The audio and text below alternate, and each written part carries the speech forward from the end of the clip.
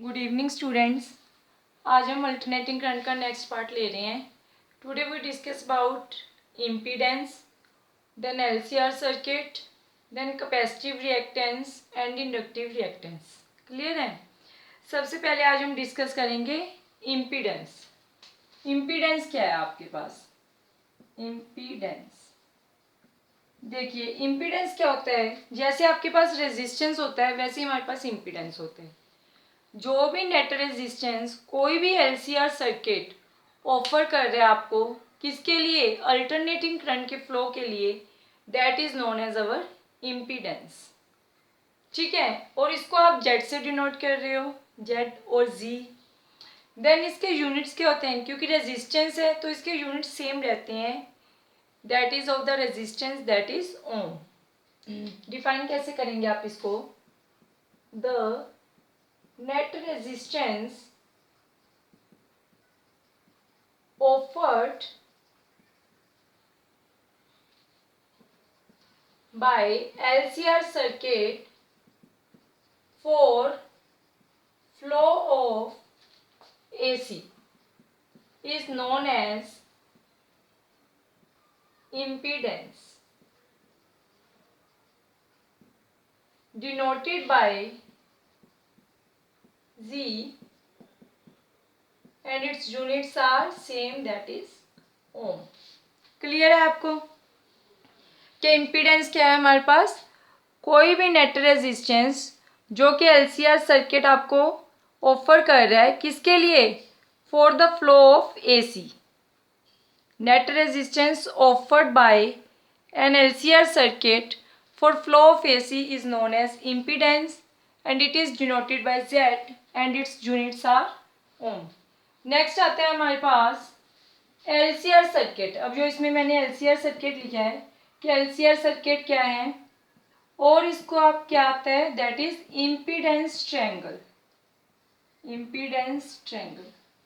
अब देखिए, अगर आप inductor, L means inductor, C means capacitor, R means resistance, अगर हम इन तीनों को सीरीज में कनेक्ट कर देते हैं तो हमारे पास जो सर्किट आता है that is our LCR circuit. देखिए आपको क्या करना है, inductor, this is your inductor, then capacitor, then क्या है, रेजिस्टेंस। अगर आप इन तीनों को कनेक्ट कर रहे हो किसी एसी सप्लाई से और सीरीज में है तीनों, तो ये हमारे पास एलसीआर सर्किट बन जा रहा है इन सीरीज।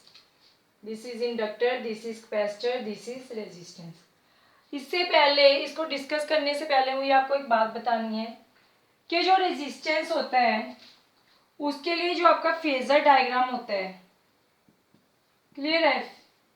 फेजर डायग्राम क्या है? उसमें जो करंट है आपका, current as well as voltage I, और जो आपके पास वोल्टेज है, ये दोनों इन फेज होते हैं, these are in the same phase. Clear है?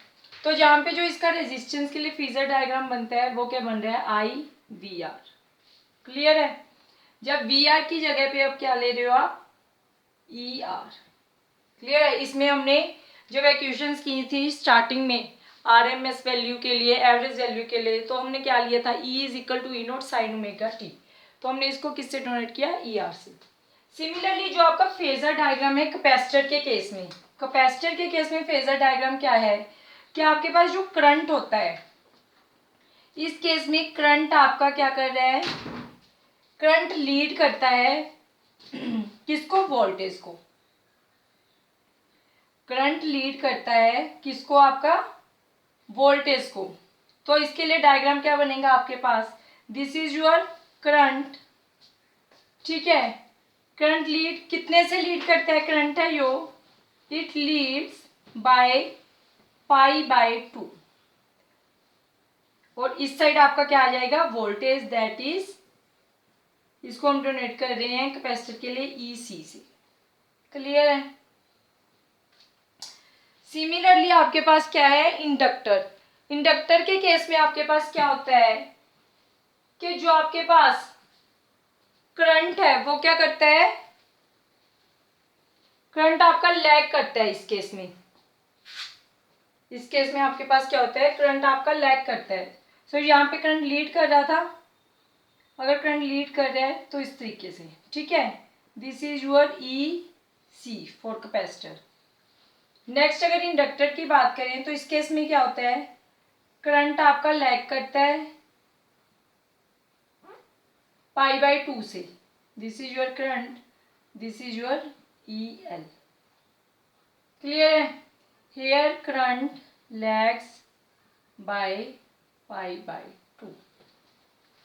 क्लियर है। ये फेजर डायग्राम एक्चुअल में इनकी डेरिवेशन वगैरह आपके सिलेबस में नहीं है, डायरेक्ट आपको देखना है कि जो इंडक्टर है वहां पे करंट क्या करता है, आपका लैग करता है। कैपेसिटर के केस में करंट क्या कर रहा है, लीड कर रहा है। तो इनके जो फेजर डायग्राम है आप यहाँ पे ड्रा कर सकते हो। This is your E C, this is your current.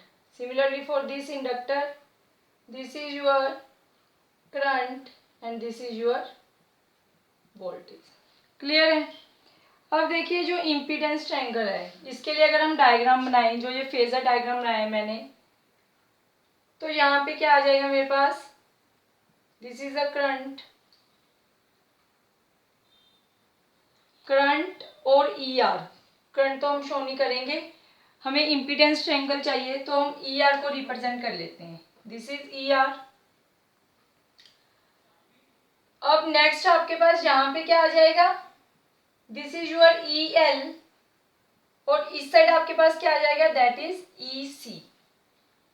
अब इसी को आप कैसे ड्रॉ कर सकते हो, अगर मैं नेट इसको लूँ, अप साइड पे मेरे पास ये पॉजिटिव डायरेक्शन में, ये नेगेटिव होता है हमारे पास, अगर ये ओरिजिन है तो इसको हम ऐसे भी ड्रॉ कर सकते हैं। इसको हम दूसरा तरीका क्या है इसको ड्रॉ करने का, इसको मैं ऐसे भी ले सकती हूँ, ई आर, इस साइड मेरे पास क्या आ जाएगा, ई एल माइनस ई सी, और यहाँ पे मेरे पास क्या आ जाएगा, ई नोट, जो कि इन दोनों का क्या बताएगा, मुझे रिजल्टेंट बताएगा। ई नोट क्या है मेरे पास, रिजल्टेंट है। ई नोट भी ले सकते हो इसको आप, ई भी ले सकते हो, जो नेट वोल्टेज आएगी आपके पास। क्लियर है। अब ई एल माइनस ई सी को पैरेललोग्राम लॉ आपने पढ़ रखा है 11th में, तो इसको आप यहाँ पे पैरेलल भी शिफ्ट कर सकते हो।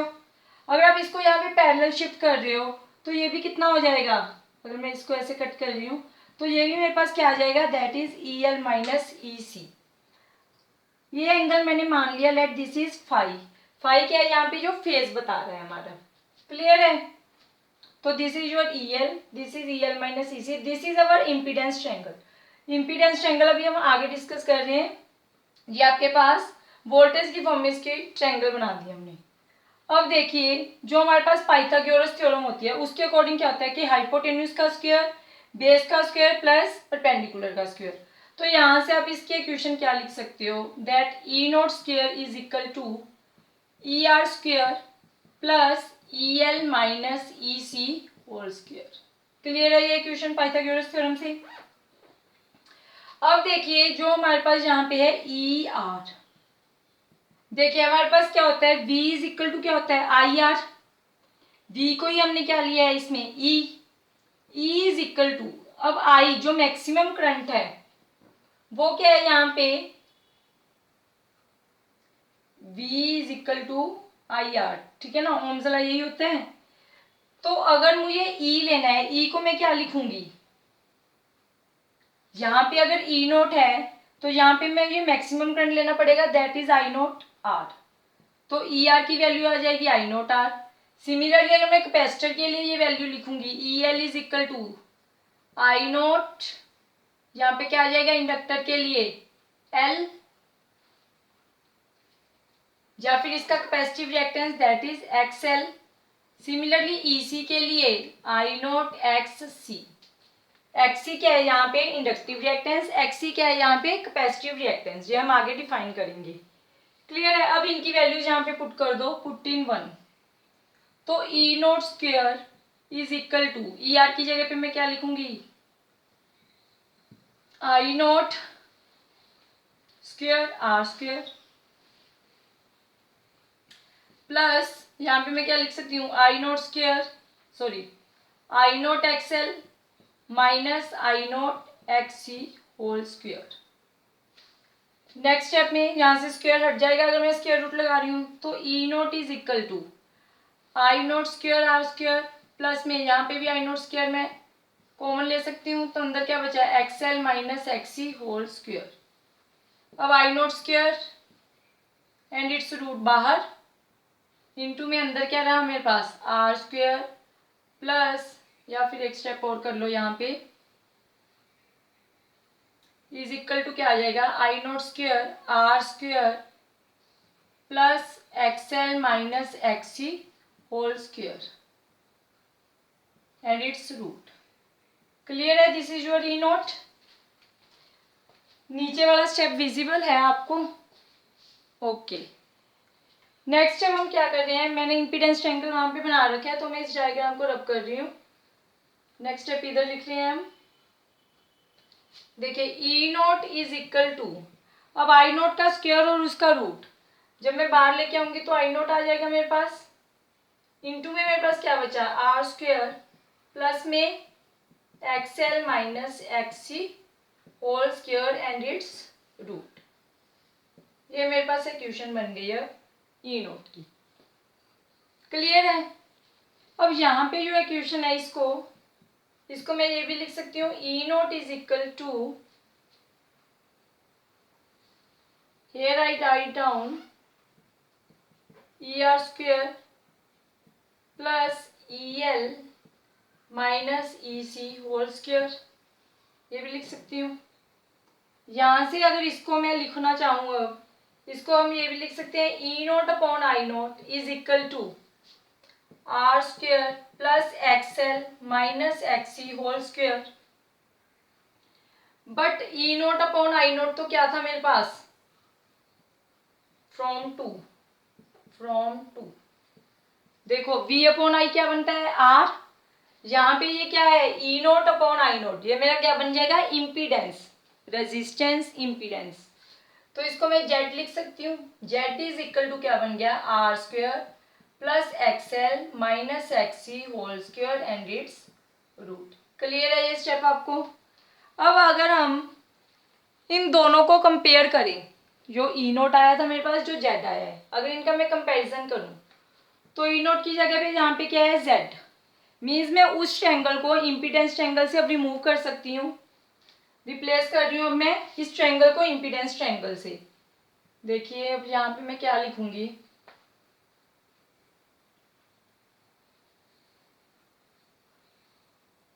देखिए यहाँ पे ई नोट का काम कौन कर रहा है जेड कर रहा है, तो पहले तो हमें यही ड्रा करना पड़ेगा। यहाँ पे क्या है E R, this is E are, E R की जगह पे यहाँ पे रिप्लेस क्या हुआ आर। यहाँ पे क्या था E L minus E C, E L minus E C, यहाँ पे क्या है XL minus X C, this is your XL minus X सी।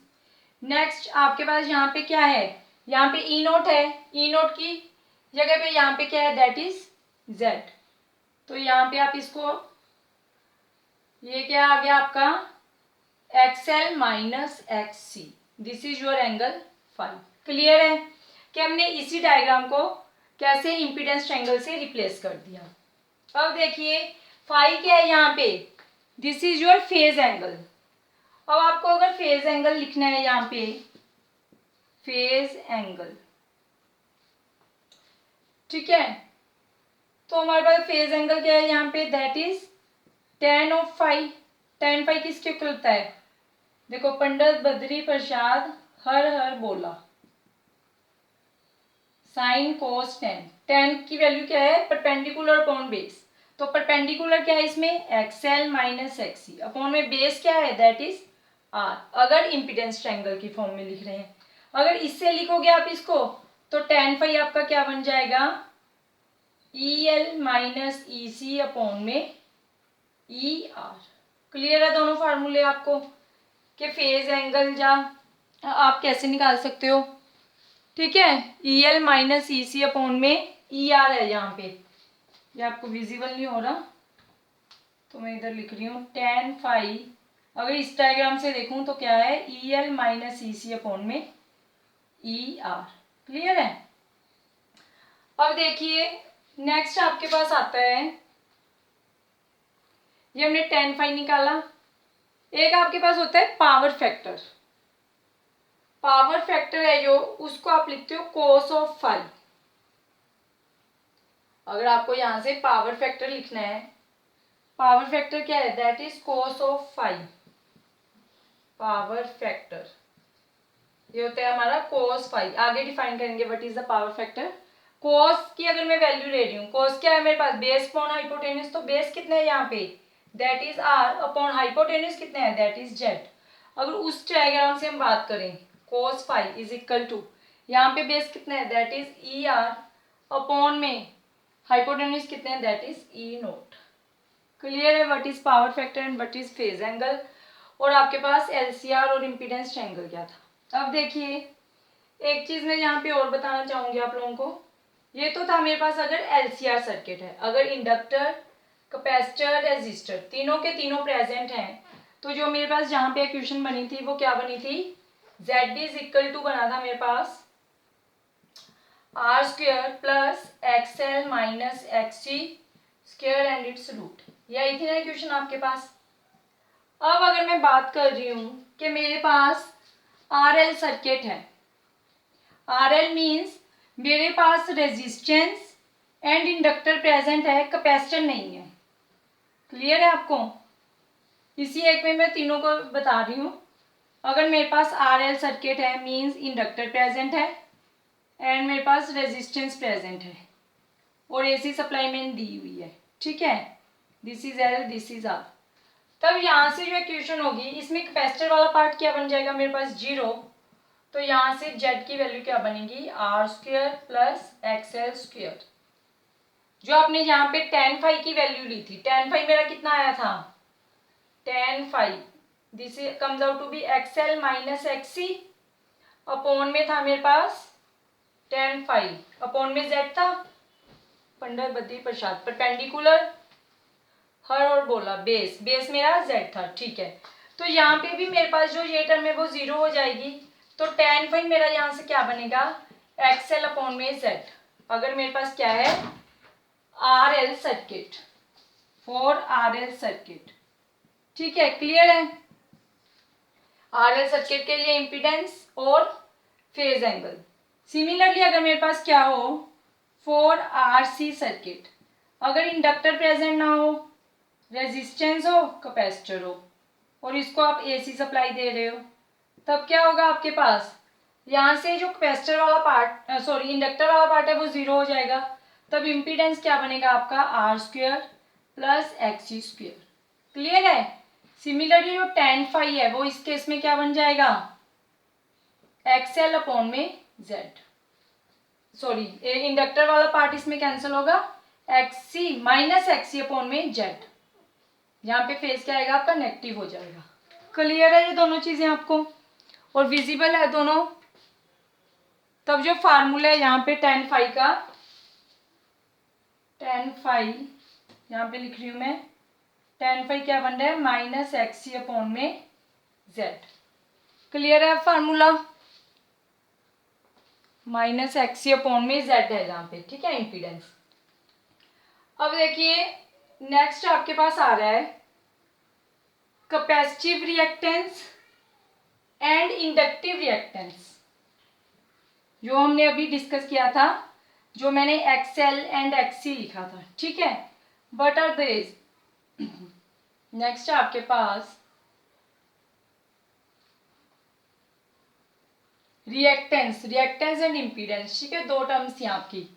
अब रिएक्टेंस क्या है, दैट इज फर्स्ट है आपके पास, that is capacitive reactance, capacitive reactance. Capacitive reactance क्या है, नेट रेजिस्टेंस जो ऑफर हो रहा है कैपेसिटर के through, the net resistance offered by a capacitor, offered by a capacitor is known as capacitive reactance, is known as capacitive reactance।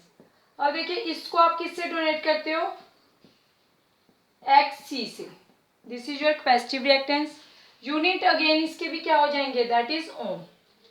अब capacitive reactance XC is equal to किसके होता है आपका 2 पाई।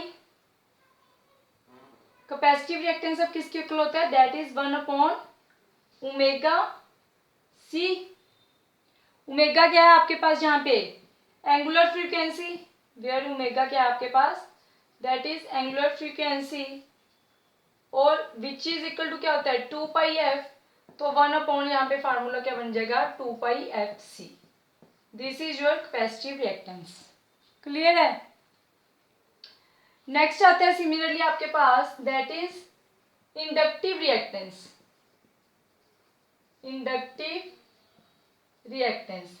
इंडक्टिव रिएक्टेंस क्या है जो भी रेजिस्टेंस इंडक्टर ऑफर करे that is our inductive reactance. Inductive reactance क्या होगा आपके पास net resistance offered by an inductor is known as inductive reactance. और इसको आप किससे डोनेट कर रहे हो इंडक्टिव रिएक्टेंस को एक्सएल से। एक्सएल किसके इक्वल है that is omega L. Omega but क्या है आपके पास angular frequency again 2 pi F L. L क्या है यहाँ पे दैट इज सेल्फ इंडक्टेंस जो हमने इलेक्ट्रोमैग्नेटिक इंडक्शन में डिस्कस किया है सेल्फ इंडक्टेंस। ओमेगा क्या है आपकी दैट इज एंगुलर फ्रीक्वेंसी। और देखिए यहीं से एक इंपॉर्टेंट क्वेश्चन बन रहा है कैपेसिटिव रिएक्टेंस डिफाइन कर दिया हमने इंडक्टिव रिएक्टेंस, इसके भी जो यूनिट्स हैं that is same that is ohm. Why capacitor block DC. Next आपके पास क्वेश्चन आता है जो इंपॉर्टेंट क्वेश्चन है आपका that is why capacitor block DC, कि जो आपका कैपेसिटर है वो डीसी को ब्लॉक क्यों करता है। Why capacitor blocks DC. अब देखिए अगर मैं बात करूं कैपेसिटिव रिएक्टेंस की तो क्या है X C is equal to 1/ओमेगा सी और 1/2 पाई एफ सी। बट अगर हम डीसी की बात करें डायरेक्ट करंट क्या था जिसका जो मैग्नीट्यूड है और डायरेक्शन है वो क्या रहता है कांस्टेंट रहता है। This is for curve for DC curve भी सॉरी ये एक स्ट्रेट लाइन है जो हमारा डायरेक्ट करंट होता है। इस साइड क्या होता है आपके पास टाइम, इस साइड क्या है आपके पास दैट इज करंट। अब इस केस में देखिए जो एफ है एफ क्या होता है फ्रीक्वेंसी क्या है नंबर ऑफ ऑसिलेशंस पर सेकंड या फिर नंबर ऑफ साइकिल्स पर सेकंड इन 1 सेकंड। बट इस केस में क्या हो रहा है जो साइकिल है वो तो कोई है ही नहीं है तो एक स्ट्रेट लाइन है आपके पास। तो यहाँ पे जो एफ की वैल्यू है वो क्या हो जाएगी 0 हो जाएगी। तो आपके पास जो कैपेसिटिव रिएक्टेंस है वो क्या बन जाएगा यहाँ से X C is equal to infinite. Capacitive reactance क्या हो गया इन्फिनिटी हो गया। अब अगर हम बात करें V इज इक्वल टू क्या होता है आपके पास I R. V is equal to I R होता है। एक्स सी क्या एक तरह का रेजिस्टेंस है। अब अगर R की वैल्यू लूँ मैं यहाँ से V/I इज इक्वल टू क्या बन जाएगा R। या फिर अगर मैं इसको लूँ I की वैल्यू निकालूं I is equal to V/R है यहाँ पे। और इसके लिए अगर मैं लिखूंगी तो I इज इक्वल टू क्या बन जाएगा V/XC। अब अगर मेरे पास जो रेजिस्टेंस है अगर वो इनफाइनाइट है I इसका मतलब क्या हुआ इनवर्सली प्रोपोर्शनल हुआ इसके। अगर मेरे पास रेजिस्टेंस बहुत ज्यादा है इन्फिनिटी मीन्स रेजिस्टेंस की वैल्यू बहुत ज्यादा है। अगर रेजिस्टेंस ज्यादा है तो करंट क्या होगा निग्लिजिबल, करंट क्या हो जाएगा 0। दिस इज द रीजन कि कैपेसिटर है जो वो डीसी को क्या कर देता है ब्लॉक कर देता है क्योंकि उसका रेजिस्टेंस क्या है वेरी हाई, इसलिए उसमें से करंट क्या होता है 0 होता है। करंट अगर 0 है तो कैपेसिटर क्या कर रहा है डीसी को ब्लॉक करता है। Since capacitor has very high resistance so it blocks DC. Clear है आपको कि कैपेसिटर आपका डीसी को ब्लॉक क्यों करता है।